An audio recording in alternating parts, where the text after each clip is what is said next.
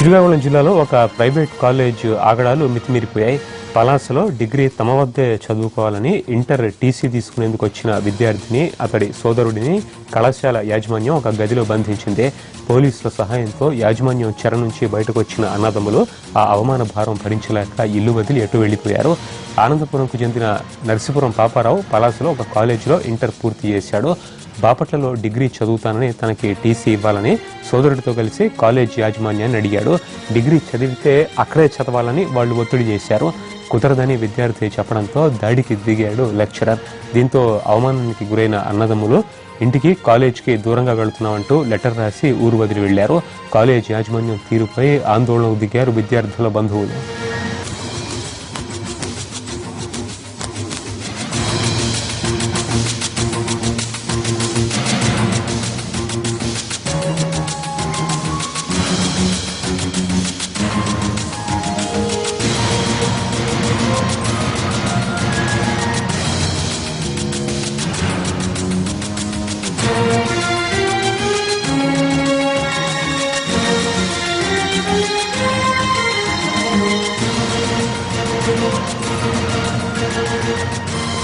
శ్రీకాకుళం జిల్లాలో ఒక private college ఆగడాలు మితిమీరిపోయాయి. పలాసలో డిగ్రీ తమ వద్దే చదవాలంటూ ఇంటర్ టీసీ తీసుకునేందుకు వచ్చిన విద్యార్థిని అతడి సోదరుడిని కళాశాల యాజమాన్యం ఒక గదిలో బంధించింది.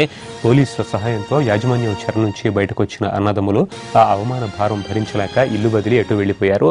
ఆనందపురంకు చెందిన నర్సీపురం పాపారావు పలాసలో ఒక కాలేజీలో ఇంటర్ పూర్తి చేశాడు. బాపట్లలో డిగ్రీ చదువుతానని తనకి టీసీ ఇవ్వాలని సోదరుడితో కలిసి కాలేజ్ యాజమాన్యాన్ని అడిగాడు. డిగ్రీ చదివితే అక్కడే చదవాలని కాలేజ్ ఒత్తిడి చేసింది. కుదరదని విద్యార్థి చెప్పడంతో దాడికి దిగాడు లెక్చరర్. దీంతో అవమానానికి గురైన అన్నదమ్ములు ఇంటికి కాలేజ్కి దూరంగా వెళ్ళిపోతున్నామంటూ లెటర్ రాసి ఊరు వదిలి వెళ్లారు. కాలేజ్ యాజమాన్యం తీరుపై ఆందోళన చేస్తున్నారు విద్యార్థుల బంధువులు.